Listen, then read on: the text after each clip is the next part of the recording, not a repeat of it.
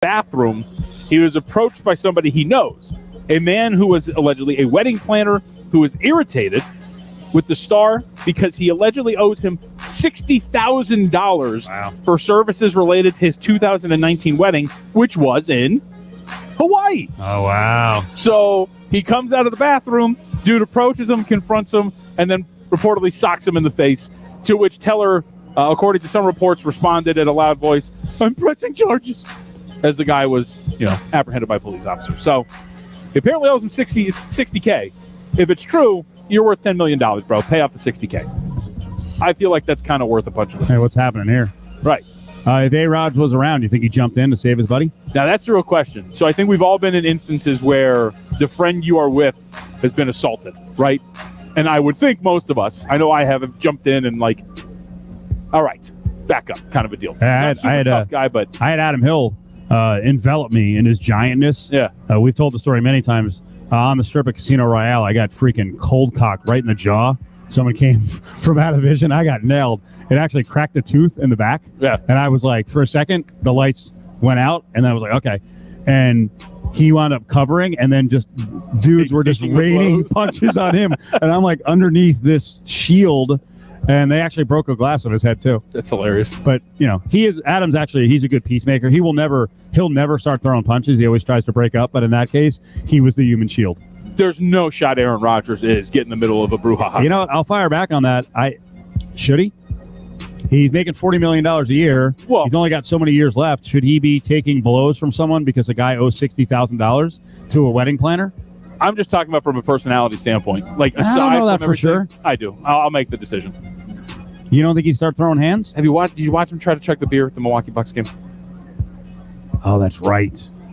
Well, we did a guy's guy. Hey, he's a guy's guy. And we had all these different things that qualified you to be a guy's guy. And we found out quickly that apparently there is no guy's guy on our show. You're all wrong. I know the definition of a guy's guy and a man's man, but...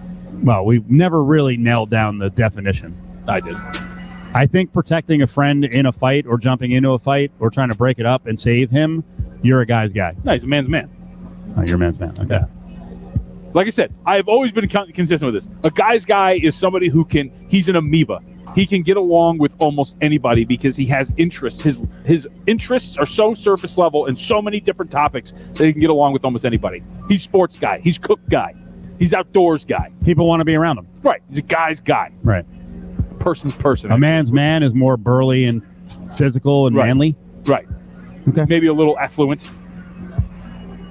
Just a little. Do you have to check like 7 boxes out of 10 to be a man's man? Because while Adam did jump in to be a human shield, I think that would be the one he checked, and then he'd go 0 for 9 on the rest. Steve, if you're a man's man, you check all the boxes. Wow. Okay. It's a peak.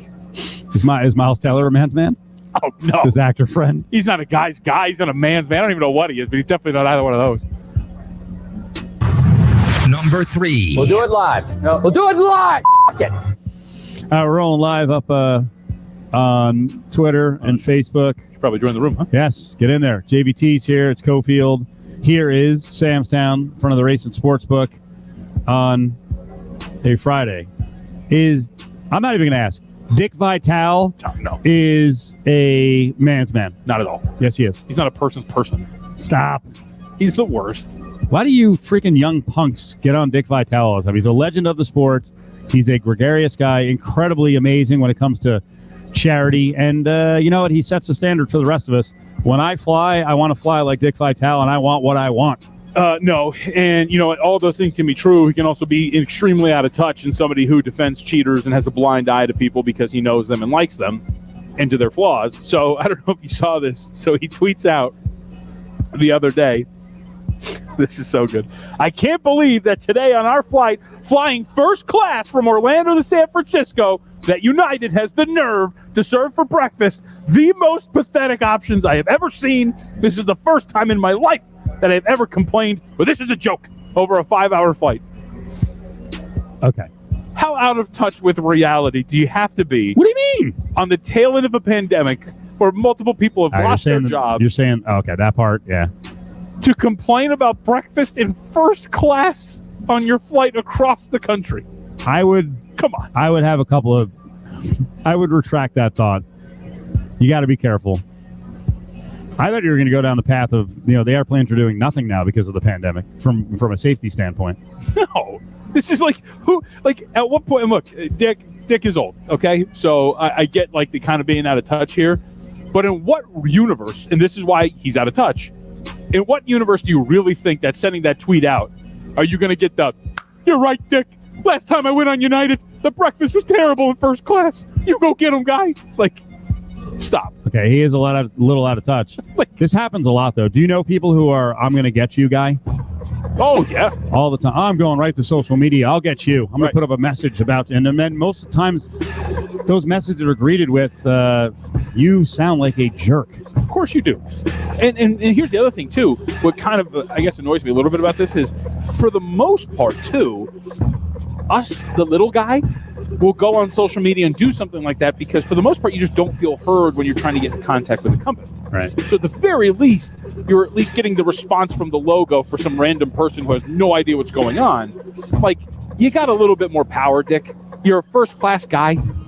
You're traveling regularly in first class. I think you have other means than going on social media to tell us all you're flying first class across the country and you're complaining about the breakfast. Number 2. You love the setup for the NBA game tonight. Well, there's multiple games, but it's the Clippers in Dallas. Clippers were favored. They were a top 5 team to win the title. They have been all year long.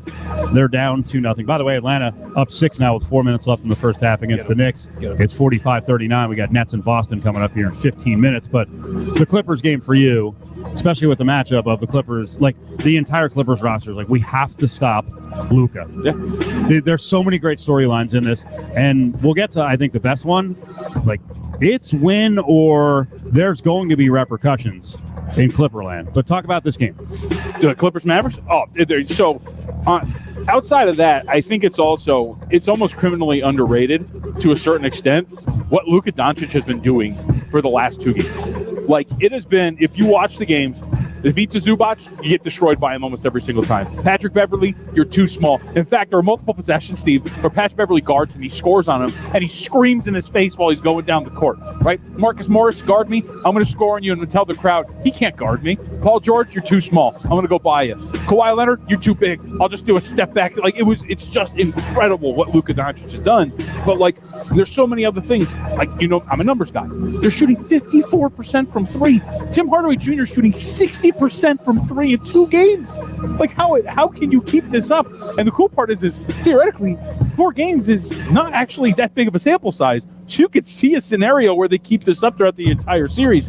There's the Maverick side of this, and then there's the Clippers, who put this team together. Kawhi Leonard, of course, he's a free agent this summer, right? Opts out of the contract and go wherever he wants. Paul George with the extension that he signed, and he's been Pandemic P. Everybody's made fun of him. He has been one of the more cocky guys, despite the fact that he hasn't done anything. Like, there are so many storylines going into this single game tonight. Like, in recent memory, I can't really remember a game that had so much writing on it. And it's only game 3 of a first-round series. Who do you lay the Clippers' struggles at the feet of? Is it Ty Lue for not being able to find a matchup or just a way to get the ball out of Luka's hands? Is it Kawhi Leonard? Because while Kawhi is great in many elements, the one thing I worry about with Kawhi, when he's supposed to be the alpha, he's supposed to be the one. And I guess it worked with the Raptors. Why hasn't it worked? And I don't want to blame Kawhi Leonard for the supporting cast not doing what it's supposed to do, but you do. John, you go back to last year's story that The Athletic wrote, and they were talking about all the special privileges that Paul George, but especially Kawhi Leonard got, and that there was dissension in the ranks. And really, the writer said, hey, there's doesn't seem to be a buy-in from everyone on the Clippers roster because, maybe from a team, moral standpoint, they're a little busted because they see the leaders not doing what they're supposed to be doing. Am I going down a terrible path here? No, I mean, why can't the rest of the Clippers contribute and do what they're supposed to do? That's my thing, right? Like, the story about Kawhi last year and like the trips from San Diego, the helicopter, all that stuff. I mean, in the bubble, in the playoffs, he averaged 28, 9, and 5, right? On 48% shooting, and it was actually 48.9. Like, he was still really freaking good. You know what I mean? He had 41 points. He had 30 in the first half. No, but I'm saying he had 41 points in the game, and then I came out ranting and raving, and then Stephen A. Smith, who's the best ranter and raver ever, was going crazy on him. Yeah. 41 points. Right. And look, he had 30 in the first half, really fell off in the second half, so you can complain about that. But for the most part, like I can get the sentiment behind Kawhi and wanting a little bit more for the most part, but he's not really a vocal guy, and I think that comes of it. But I think you're right. Marcus Morris hasn't been good in this series at all. I think he was 1 of 6, 1 of 7 3-point range in that game too. Patrick Beverley, Reggie Jackson, like those are not very good point guard options for you. Rajon Rondo is limited, right? Like this team is just really flawed. Think about their big moves in the offseason. It was Serge Ibaka, old and injured now, Nick Batum, coming off of the worst year of his career, and Luke Kennard, who they signed to a massive contract, hasn't played a minute yet in the postseason. And who they lost. like it's nuts. You know what I mean? I know Montrezl Harrell wasn't exactly what the Lakers thought he was going to be, but on that Clippers team, he was an important guy. Of course. So like I think there's a lot of fingers to be pointed in a series like this and what everything's going wrong. And Ty Lue has some blame as well.